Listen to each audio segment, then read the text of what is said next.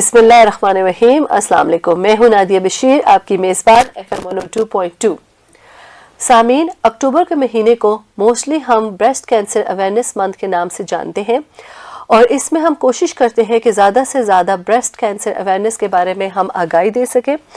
और आज के शो में हम ये भी जानेंगे कि जिस तरह टेक्नोलॉजी जो है वो तरक्की कर रही है और इसी को हम इस्तेमाल करते हुए कैसे मेडिकल इमेजिंग को हम ज़्यादा से ज़्यादा ब्रेस्ट कैंसर के हवाले से जो है वो अवेयरनेस फैला सकते हैं। आज का जो हमारा ये स्पेशल शो है वो हम डेडिकेट कर रहे हैं towards breast cancer awareness month को। और इस पे बात करने के लिए आज हमारे स्टूडियो में जिनको हमने बुलाया है उनका नाम है सैयदा लारे बुखारी।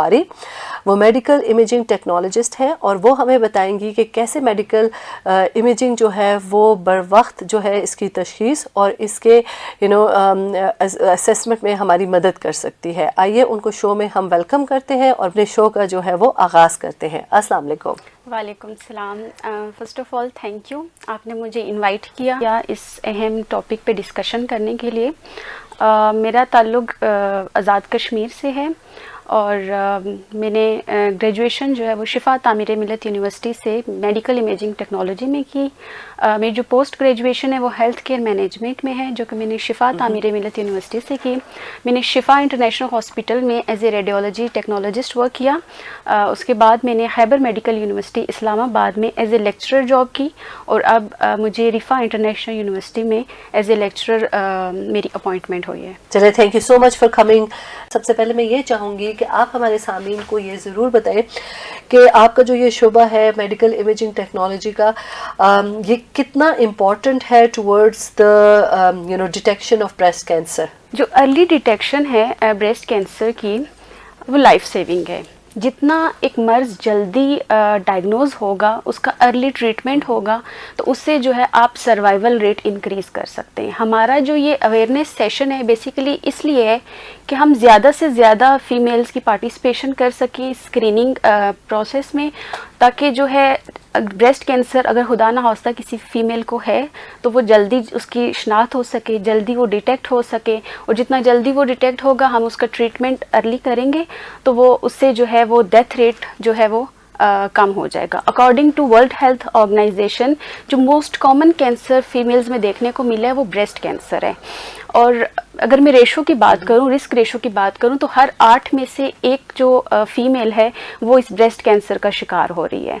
तो हमने जो है इस कॉज को जो है ये जो ब्रेस्ट कैंसर है इसको कम करना है, इसके सर्वाइवल रेट को बढ़ाना है और इसके डेथ रेट जो है या मोर्टेलिटी रेट है हमने उसको कम करना है। तो रेडियोलॉजी जो है ये इसका बहुत ही मेजर रोल है हेल्थ केयर में ब्रेस्ट कैंसर की सर्वाइवल रेट को बढ़ाने का और डेथ रेट को कम करने का। हमारे पास डिफरेंट इमेजिंग मोडालिटीज़ हैं, जिसमें मैमोग्राफी जो है वो स्पेसिफिकली डेडिकेटेड टेस्ट है जो कि स्क्रीनिंग पर्पसेस के लिए यूज़ होता है। उसके अलावा हमारे पास और भी मोडालिटीज़ हैं।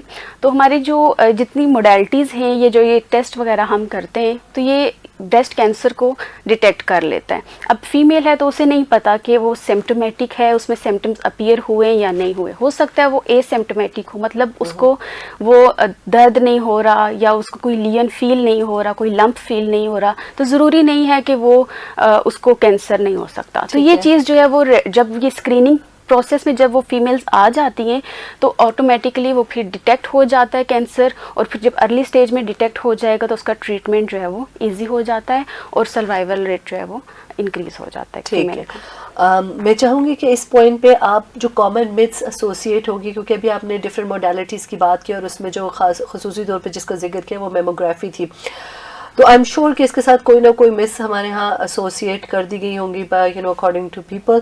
तो मैं चाहूँगी कि उन मिथ्स को भी क्लियर करती भी जाए। सबसे पहले तो ये है कि मेमोग्राफी के लिए समझा जाता है कि क्योंकि इसमें एक्सरेज यूज़ हो रही होती हैं, तो लोग कहते हैं कि ये रेडिएशन है तो ये सेफ प्रोसीजर नहीं है। ठीक है, ऑल्दो इसमें रेडिएशन है, एक्सरेज यूज़ हो रही हैं, लेकिन वो लो डोज है। ठीक है, इतनी डोज नहीं दी जाती क्योंकि ब्रेस्ट एक सॉफ्ट टिश्यू है, तो इसको इमेज करने के लिए इतनी हाई रेडिएशन देने की ज़रूरत भी नहीं है। तो ये लो रेडिएशन टेस्ट है, तो ये करवा लेना चाहिए। ऐसी कोई बात नहीं है कि ये सेफ़ नहीं है। दूसरी ये है कि मेमोग्राफी समझा जाता है कि एक पेनफुल प्रोसीजर है। इसमें जो कंप्रेशंस अप्लाई की जाती हैं उसकी वजह से ऑल्दो थोड़े टाइम के लिए वो डिस्कम्फर्ट पेशेंट फील करता है, लेकिन ये उतना दिया जाता है कंप्रेशन जितना वो बर्दाश्त कर सकती है, और ये थोड़े टाइम के लिए होता है। तो ये भी एक मिथ समझी जाती है। उसके अलावा कहा जाता है कि जिसकी फैमिली हिस्ट्री है, जिसको ब्रेस्ट कैंसर, जिसकी फैमिली में एक मदर को है या उसकी बहन को में से किसी को है, तो सिर्फ उसी को कैंसर हो सकता है, वो रिस्क पे है। ऐसा नहीं है, कुछ और भी रिस्क फैक्टर्स हैं। तो ये मिथ भी गलत है कि सिर्फ अगर आपकी फैमिली हिस्ट्री है तो आप वल्नरेबल हो, आपको रिस्क पे हो कि आपको कैंसर हो। इसके अलावा हमारे पास कुछ फीमेल्स ऐसी होती हैं जो कहती हैं कि हमें सिम्टम्स ही नहीं है तो हमें स्क्रीनिंग करवाने की भी ज़रूरत नहीं है, कि हमें जो है वो ब्रेस्ट कैंसर, हमें नहीं लगता कि हमें कैंसर होगा तो हम स्क्रीनिंग ना करवाएं। तो ये कुछ मिथ्स हैं जिससे बचना चाहिए। ठीक है। अच्छा, इस पॉइंट पे मैं चाहूँगी कि आप हमारे सामीन को ये ज़रूर बताएं कि कितने जल्दी उनका स्क्रीनिंग प्रोसेस जो है वो अमॉन्ग फीमेल्स शुरू हो जाना चाहिए।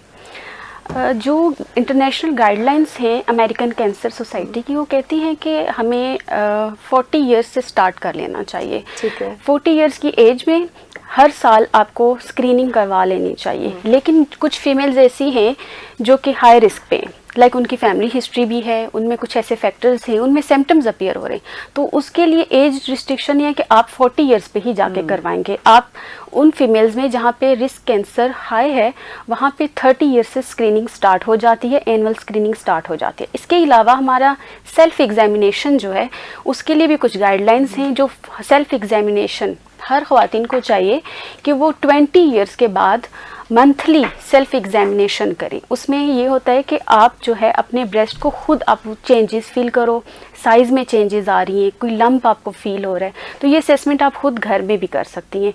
तो ये रेकमेंडेड है कि 20 इयर्स के बाद हर फीमेल को मंथली सेल्फ एग्जामिनेशन कर लेना चाहिए। ठीक है। अच्छा, अभी आपने बात की कि जैसे अगर आपकी फैमिली हिस्ट्री है तो आपको 30 इयर्स पे या उससे भी अर्ली कर लेना चाहिए अगर आपको साइंस एंड सिम्टम्स आ रहे हैं, वरना 40 के बाद तो कंपलसरी है, मस्ट है कि करना चाहिए। इसी तरीके से मैं चाहूँगी कि आप ये ज़रूर बताएं कि मेमोग्राम जो है वो कितनी दफ़ा करा सकती है, उसकी कोई फ्रीक्वेंसी डिसाइडेड है कि इतना ही दफ़ा हो सकता है साल में, या कितनी दफ़ा करानी चाहिए? जो हाई रिस्क पे हैं तो वो तो 30 इयर्स से एनुअली करवाना स्टार्ट हो जाएं। जिनका कोई ऐसा सिम्टम्स नहीं है, वो एसिम्टमेटिक हैं या रिस्क फैक्टर्स उनमें कम हैं, वो 40 इयर्स के बाद एनुअली, तो ये साल में एक ही बार होना चाहिए। ठीक है, क्योंकि इसमें रेडिएशन है हम दे रहे होते, तो साल में एक ही बार एक्सपोज हो जाए पेशेंट तो अच्छा। ठीक है। अच्छा, अभी थोड़ी मतलब लाइक लास्ट सवाल में आपने बात की थी मोडालिटीज़ को लेके, तो मैं चाहूँगी कि आप सामीन को ज़रूर बताएं कि द डिफरेंस बिटवीन ये जैसे डिफरेंट मोडालिटीज़ होती हैं, जैसे मेमोग्राफ हो गया, अल्ट्रासाउंड हो गए, MRI हो गए, ये किस तरह मुफीद साबित हो सकती हैं टुवर्ड्स ब्रेस्ट कैंसर के असेसमेंट में? अच्छा, रेडियोलॉजी के अंदर हमारे पास जैसे आपने नाम लिया MRI, अल्ट्रासाउंड और मेमोग्राफी, तीनों का अपना रोल है। ठीक है। हर एक फीमेल का ज़रूरी नहीं है कि मेमोग्राफी की तरफ हम उसको लेके जाएं, हम अदर मोडालिटीज़ भी प्रेफर करते हैं। वो डिपेंड करता है। अगर एक प्रेग्नेंट फीमेल आपके पास आ जाती है तो बजाय इसके कि आप उसको रेडिएशन दें, अल्ट्रासाउंड एक सेफ ऑप्शन है। दूसरा, जब आपके पास यंग फीमेल्स आ जाती हैं तो आप उनको भी इतना रेडिएशन से एक्सपोज नहीं करते, तो उसके लिए भी अल्ट्रासाउंड एक बेस्ट ऑप्शन है। थर्ड, जो यंग टिश्यू होता है उसमें जो ब्रेस्ट टिश्यू है बहुत डेंस होता है, तो हम जो यंग फीमेल्स हैं और मेमोग्राफी जो है उसमें ये ऑब्सक्योर हो सकता है डेंस टिश्यू ज़्यादा होने की वजह से, तो हम उनमें भी अल्ट्रासाउंड की तरफ जाते हैं। वैसे स्क्रीनिंग पर्पसेस के लिए हम मेमोग्राफी रेकमेंड करते हैं, लेकिन MRI हम उन केसेस में करते हैं कि जब एक फीमेल है और वो हाई रिस्क पे है। मोस्टली डायग्नोस्टिक जो मेमोग्राफी की दो टाइप्स होती है, एक स्क्रीनिंग होती है और एक डायग्नोस्टिक होती है। स्क्रीनिंग के लिए हम मेमोग्राफी प्रेफर करते हैं और डायग्नोस्टिक पर्पसेस के लिए हम MRI की तरफ चले जाते हैं, जो हाई रिस्क ग्रुप है उसके लिए, डायग्नोसिस पर्पसेस के लिए। देन उसके अलावा सर्जिकल प्लानिंग करनी है तो उसके लिए भी हम MRI की इमेजेस प्रेफर करते हैं।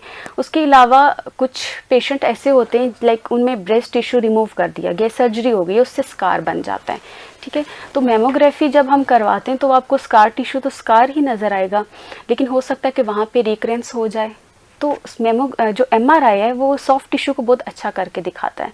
तो आप फिर ऐसे पेशेंट में जहाँ पे आपको लगता है कि यहाँ पे रिकरेंस के चांसेस ज़्यादा हैं, तो आप उस स्कार टिश्यू को रिकरेंस टिश्यू या न्यू कैंसर से डिफ्रेंशिएट करने के लिए भी आप MRI की तरफ जाते हैं। तो ये डिपेंड करता है कि आपके पास जो फीमेल आई है उसका कौन सा स्टेज चल रहा है। ठीक है।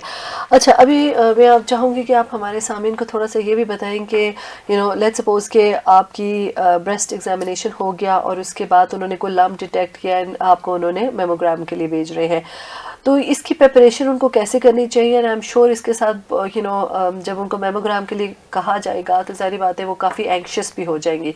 तो इस सिलसिले में आप कैसे काउंसल करते हैं अपने पेशेंट्स को, और किस किस्म के उनको स्टेप्स लेने चाहिए towards the preparation of mammogram?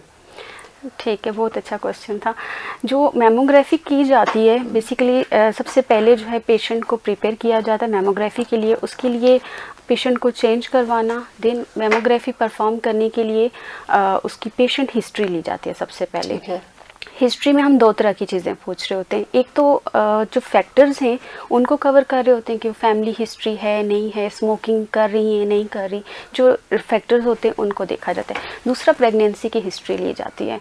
अगर पेशेंट प्रेग्नेंट है, लास्ट मेंस्ट्रुअल पीरियड पूछा जाता है उनसे, और अगर इस तरह की कोई प्रेगनेंसी वगैरह आपको लगता है या आपको डाउट भी है तो आप उसको मस्ट जो है वो टेक्नोलॉजिस्ट को मेक श्योर करना चाहिए कि प्रेग्नेंट फीमेल को आप मेमोग्राफी की तरफ ना लेके जाएँ, अदर ऑप्शंस को देख लें अगर प्रेगनेंसी कंफर्म हो जाती है। देन थर्ड है कि हम उसकी पोजीशनिंग करते हैं। पोजीशनिंग के बाद जो है पेशेंट को हम कंप्रेशंस दे रहे होते हैं। कंप्रेशंस में ये तो 2 प्लेट्स होती हैं, नीचे ब्रेस्ट टिश्यू रखा जाता है और ऊपर कंप्रेशन दी जाती है। जितना वो टॉलरेट कर सकती है, जितना हमें ज़रूरत है हम उतना कंप्रेशन देते हैं, और उसके बाद पेशेंट की हम इमेजेस ले लेते हैं।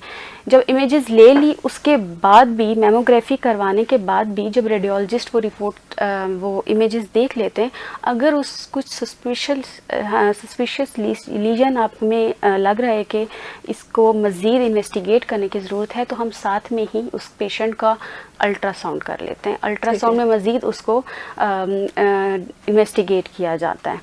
तो ये तो साइड बाय साइड चलते रहते हैं। फॉलोअप हमने MRI के साथ करना है या अल्ट्रासाउंड के साथ करना है। दूसरा आपने क्वेश्चन पूछा कि अगर एंक्शियस है, ये हमें देखने को मिलता है रूटीनली। ऐसा होता है कि जब पेशेंट आता है तो एक तो कंप्रेशंस का उनको होता है कि ये पेनफुल है, तो वो थोड़ा डिस्कम्फर्ट फील करती हैं। तो उसको कम करने के लिए हम ये उनकी काउंसलिंग करते हैं, क्योंकि अगर उनको बता दिया जाए कि इस मेमोग्राफी के ये बेनिफिट्स हैं, उनकी अर्ली डिटेक्शन हो सकती है। खुदा ना खास्ता अगर उन्हें कैंसर है वो अर्ली डिटेक्ट हो जाएगा और बर वक्त उनका इलाज होगा और सर्वाइवल रेट जो है वो इंक्रीज़ होगा। तो वो फिर पेशेंट जो है वो हम उसकी काउंसलिंग कर लेते हैं, उसकी बता के जो पॉसिबल बेनिफिट्स हैं। उसके अलावा कंप्रेशन का भी हम बता देते हैं कि इतने ज़्यादा टाइम के लिए नहीं होगा, तो ये थोड़ी देर के लिए आप सांस जो है वो अपनी लंबी सांस लें और फिर जो है आपको इतना दर्द फील नहीं होगा। तो इस तरह से हम पेशेंट की काउंसलिंग कर लेते हैं। अभी तो आपने हमें बता दिया कि कैसे काउंसल करती है और क्या मेजर्स लेने चाहिए जब इस प्रोसेस को स्टार्ट होने से पहले। सो लेट्स सपोज ये जो है ये मेमोग्राम का जो है प्रोसेस स्टार्ट हो गया, इसमें आप कैसे इंश्योर करते हैं सेफ्टी ऑफ द पेशेंट? सबसे पहले तो रेडिएशन डोज, क्योंकि मेमोग्राफी हमने एक्सरेज की बात की तो रेडिएशन डोज हमने कम से कम रखनी होती है। इसमें जो इम्पोर्टेंट जो चैलेंज हम फेस करते हैं वो पेशेंट की पोजीशनिंग है। पेशेंट की पोजीशनिंग अगर ठीक नहीं है तो हमारे पास इमेजेस जो है उस तरह से क्लियर नहीं आ पाते, तो हमें क्या करना पड़ता है, रिपीट करना पड़ता है। तो हमें चाहिए कि हम एक ही बार पोजीशन अच्छी कर लें, कंप्रेशन से एक ही बार अच्छे से दे दें और पेशेंट भी हमारे साथ कोऑपरेट करे ताकि हमें रिपीट ना करना पड़े। रिपीट का नुकसान है कि पेशेंट में रेडिएशन डोज भी ज़्यादा देनी पड़ेगी और उसके अलावा पेशेंट को दोबारा से कंप्रेशन देनी पड़ेगी। ठीक है। तो एक तो हम ये करते हैं कि रेडिएशन डोज कम रखें और पोजीशनिंग पे फोकस करें। ठीक है। उसके अलावा जो प्रोसीजर है वो पेशेंट को पहले से ही एक्सप्लेन कर दें कि कैसे कंप्रेशंस दी जाएंगी, कितने टाइम के लिए होगा और कितने हम व्यूज़ लेंगे। नॉर्मली हम स्क्रीनिंग के लिए दोनों ब्रेस्ट के 2-2 व्यूज़ लेते हैं, तो टोटल 4 व्यूज़ होते हैं। तो पेशेंट को हम पहले ही पूरा प्रोसीजर एक्सप्लेन कर देते हैं और लास्ट हम जो है पेशेंट प्राइवेसी उसका ख्याल रखते हैं। पेशेंट की प्राइवेसी जो है उस पर कॉम्प्रोमाइज़ नहीं होना चाहिए। सामीन, आप हमारा शो देख रहे हैं लाइव इस वक्त फेसबुक पे भी और इंस्टाग्राम पे भी। आज का आप जो स्पेशल शो है वो ब्रेस्ट कैंसर अवेयरनेस को लेके है और इसमें मेडिकल इमेजिंग का क्या रोल है उसको हम देख रहे हैं। इसी सिलसिले में हमें एक सवाल मौसूल हुआ है। ये साहिबा जानना चाहती हैं कि वो मदर्स जो ब्रेस्ट फीड नहीं कराती हैं तो क्या उनको भी ब्रेस्ट फीड ना कराना भी can lead towards breast cancer? जी जी, अगर वो ब्रेस्ट फीडिंग नहीं करवा रही तो ये एक बहुत बड़ा रिस्क फैक्टर है। इसकी रीज़न ये है कि जब हमारे बॉडी में एक हार्मोन है एस्ट्रोजन हार्मोन, तो एक रिस्क फैक्टर ये है कि अर्ली मेंस्ट्रुएशन और लेट मेनोपॉज, मतलब अगर माहवारी जल्दी स्टार्ट हो रही है किसी फीमेल में और लेट टाइम पे बंद हो रही है, तो ड्यूरिंग हर लाइफ टाइम वो देख रहे हैं कि जो एस्ट्रोजन हार्मोन है वो ज़्यादा टाइम के लिए उस हार्मोन से एक्सपोज हो रही है। तो हमारे पास जो ब्रेस्ट और वो जो एस्ट्रोजन हार्मोन है ये एक प्रोमोटिंग फैक्टर है, इससे ब्रेस्ट कैंसर के चांसेस बढ़ रहे हैं। तो जो ब्रेस्ट फीडिंग करवाती हैं फीमेल्स, उनमें ये कुछ टाइम के लिए जो एस्ट्रोजन हार्मोन है ये सुप्रेस हो जाता है। तो इसलिए अगर पेशेंट ब्रेस्ट फीडिंग नहीं करवा रही तो वो उसमें जो एस्ट्रोजन हार्मोन है ये अगेन इसके लेवल ज़्यादा होने की वजह से भी एक रिस्क फैक्टर है। ठीक है। अच्छा, एक और सवाल ये पूछना चाहती है कि अगर किसी फीमेल के अंदर सिम्टम्स अपीयर नहीं हो रहे तो क्या आप रेकमेंड करती हैं कि उनको भी स्क्रीनिंग के लिए जाना चाहिए या नहीं? बिल्कुल, ये जो स्टार्ट में मैंने बताया था कि अगर उनमें सिम्टम्स अपीयर नहीं हो रहे तो ज़रूरी नहीं है कि उनके अंदर कोई इस तरह का मैस नहीं है। कुछ ऐसे होते हैं पेशेंट्स के वो एसिम्प्टोमेटिक होते हैं, उनमें सिम्टम्स अपीयर नहीं होते, लेकिन फिर भी एक कैंसर की जो स्टेजेस हैं वो चल रही होती हैं उनके अंदर, और बहुत ही लेट स्टेज में जाके सिम्टम्स अपीयर होते हैं, लेकिन तो उस टाइम उसका फिर कोई फ़ायदा नहीं होता। तो इसलिए जो एवरेज एज बताई गई है वो 40 ईयर्स से स्क्रीनिंग करवा लेनी चाहिए अगर उन्हें सिम्टम्स अपीयर नहीं हो रहे, या फिर वो समझती हैं कि वो उनके फैमिली हिस्ट्री नहीं है या ऐसा कोई रिस्क फैक्टर नहीं है, तो उनके लिए जो एज है वो है 40 ईयर्स। लेकिन स्क्रीनिंग करवानी है, हर साल करवानी है आपने 40 ईयर्स के बाद। चलिए, थैंक यू सो मच। सामीन, आप सुन रहे हैं FM 102.2 रेफरी हैव शो। आइए अपने सवालात की तरफ वापस चलते हैं। अच्छा, जाने से पहले सवाल पूछने से पहले हमारे पास जो आए थे वी वर टॉकिंग अबाउट के सेफ्टी मेजर्स क्या है। तो अब मैं ये जानना चाहूँगी कि ड्यूरिंग ब्रेस्ट स्क्रीनिंग जब हो रही होती है तो किस किस्म के सवालात हैं जो पेशेंट्स के दिमाग में आते हैं और वो उस वक्त पूछते हैं? पेशेंट्स मोस्टली यही क्वेश्चन कर रहे होते हैं कि ये रेडिएशन हमें जो मिल रही है तो ये क्या हमारे लिए हम नुकसानदेह है या नहीं है। दूसरा सवाल वो कर रहे होते हैं कि ये जो कंप्रेशन है, मतलब मुझे दर्द तो नहीं होगा प्रोसीजर के दौरान, और ये प्रोसीजर कितने टाइम तक के लिए होगा, तो मेरी कोई हिस्ट्री नहीं है, फैमिली हिस्ट्री नहीं है, तो क्या मुझे कैंसर होगा या नहीं होगा। और इसके अलावा भी कुछ ये भी क्वेश्चंस कर रही होती हैं कि अगर मैंने एक बार ये मेमोग्राफी करवा ली है, स्क्रीनिंग करवा रही हूँ, मुझे कैंसर नहीं है, तो मुझे अब लाइफ टाइम करवाने की ज़रूरत नहीं है। तो कैंसर जो है ना किसी भी स्टेज में जाके डेवलप हो सकता है, तो उनको एनुअली चाहिए होता है कि वो स्क्रीनिंग करवाएं। तो वन टाइम मेमोग्राफी करवाने से उनको जो है वो लाइफ टाइम के लिए सेफ़ नहीं हो जाती। तो ये डिफरेंट क्वेश्चंस हैं वो कर रही होती है। उसके अलावा एक और क्वेश्चन भी है कि ये मुझे सिम्टम्स, वही वाली बात की, मुझे सिम्टम्स अपीयर नहीं हो गए या मुझे कोई ऐसी स्किन चेंजेस भी फील नहीं हो रही, दर्द नहीं हो रहा, कुछ नहीं हो रहा, तो क्या मुझे कैंसर होगा या नहीं होगा। तो इस तरह के कुछ क्वेश्चंस हैं जो अक्सर करते रहते हैं। ठीक है।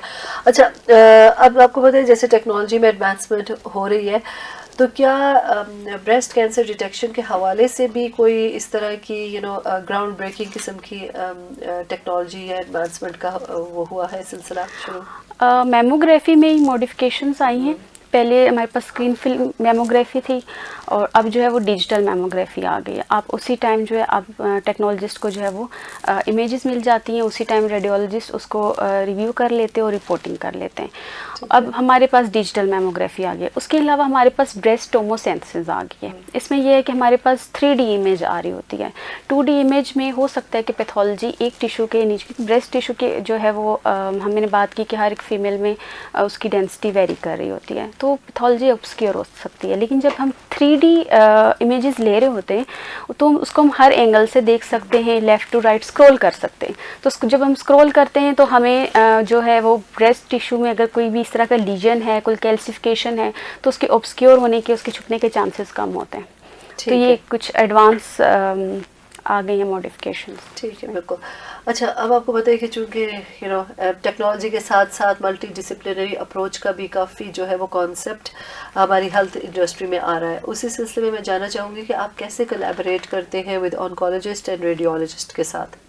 बिल्कुल, ये एक पूरी टीम काम कर रही होती है। एज ए टेक्नोलॉजिस्ट हमारा काम है कि हमने मेमोग्राफी परफॉर्म करना है, पेशेंट हिस्ट्री लेनी होती है, पेशेंट पोजीशनिंग करनी होती है, हमने इमेजेस एक्वायर करनी होती हैं।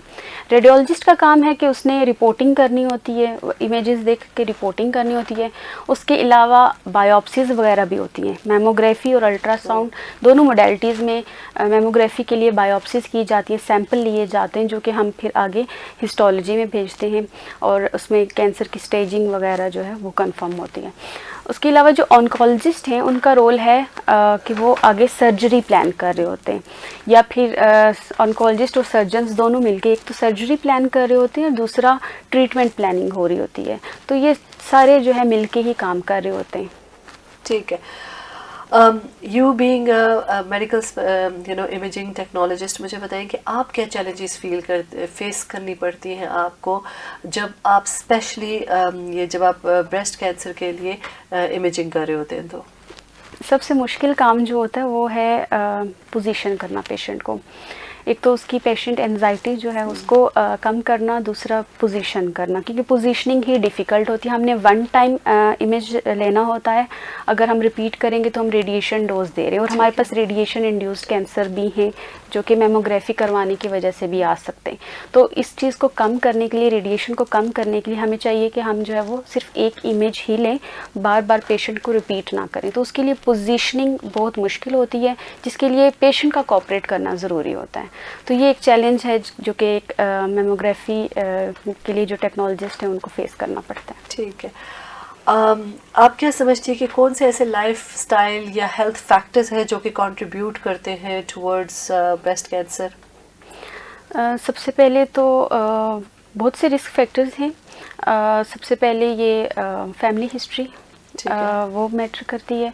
स्मोकिंग, अल्कोहल अगर ले रही हैं, या ओबेसिटी है पेशेंट को, तो वो ये कुछ फैक्टर्स हैं। उसके अलावा मैंने जैसे एस्ट्रोजन की बात की थी, हार्मोन की बात की थी, तो जो अगर अर्ली मेंस्ट्रुएशन और लेट मेनोपॉज है, ये भी एक रिस्क फैक्टर है। उसके अलावा अगर पेशेंट जो है वो ब्रेस्ट फीडिंग नहीं कर रही, एक फीमेल पेशेंट जो है वो ब्रेस्ट फीडिंग नहीं कर रही, तो उसको ये भी एक रिस्क फैक्टर हो सकता है। आप क्या समझती हैं कि थ्रू दिस प्लेटफॉर्म में चाहूँगी कि आप हमारे सामीन को बताएं कि हम जितना एज अ कम्युनिटी काम कर रहे हैं ब्रेस्ट कैंसर अवेयरनेस को लेके, इज़ दैट इनफ, और कितनी हमें अवेयरनेस के साथ साथ मेडिकल इमेजिंग के बारे में भी लोगों में अवेयरनेस फैलानी चाहिए? ये जो कम्युनिटी हेल्थ वर्कर्स हैं वो उनका एक बहुत ही मेजर रोल है।